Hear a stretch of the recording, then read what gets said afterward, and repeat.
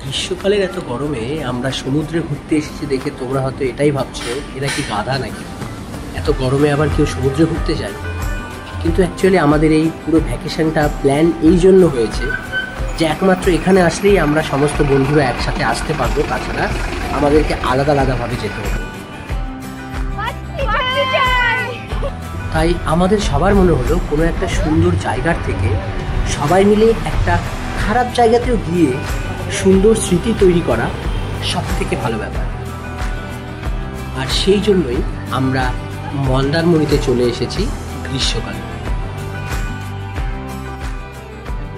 আমাদের মন্দারমণি ট্রিপ একটা ছোট্ট ভ্যাকেশন দেখার জন্য সঙ্গে থাকি।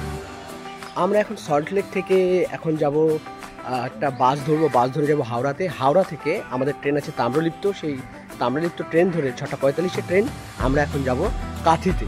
আর কাঁথির পরে তোমাদের সঙ্গে আবার দেখা হচ্ছে। তো এখন আছি পূর্ব মেদিনীপুরে। পূর্ব মেদিনীপুরে ব্রেকফাস্টের জন্য দাঁড়ালাম। আমাদের যে ট্রেন ছিল, সবাইকে বলে রাখি যে তাম্রলিপ্ত যে ট্রেনটা অনেক সময় কিন্তু লেট করে, কয়েকদিন ধরে বেশ লেট করছে। আর আমাদের ট্রেনটাও যেটা 5 ঘন্টা, কম করে 5 ঘন্টা লেট, সেই জন্য আমরা ডিসিশান চেঞ্জ করলাম। ট্রেনের টিকিট সব ক্যান্সেল করে আমরা বেরিয়ে পড়লাম, এরকম গাড়ি রেন্ট করে বেরিয়ে পড়লাম। আমাদের 5 জন আছি। তো আমাদের এখান থেকে যে গাড়ি রেন্ট হাওড়া থেকে আমাদের ওই একদম ডেস্টিনেশন মানে মন্দারমণি পর্যন্ত আমাদের রেন্ট করলো 4000 টাকা। 4000-এর মধ্যেই সবাই কিন্তু প্রথমে 6000 টাকা চাইছিল, বাট একটু অবশ্যই ঠিকভাবে বার্গেনিং করে নেবেন।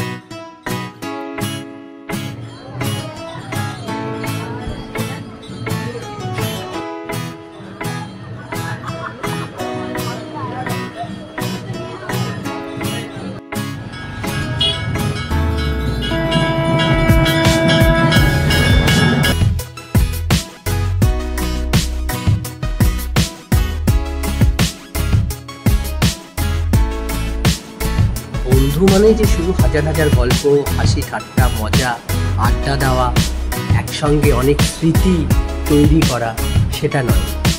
আমাদের বন্ধুত্বের মাঝে ঝগড়াও হয়, যেমনটা এখন দেখতে পাচ্ছ হচ্ছে। হ্যাঁ, প্রত্যেকটা ঝগড়া আমাদের বন্ধুত্বটাকে আরো স্ট্রং করে তোলে। ঝগড়ার পরে যদি সেই বন্ধুত্বে ফাটল ধরে, তাহলে বুঝে নেবে ওই বন্ধুত্ব ছিল না, শুধু ছিল কিছু।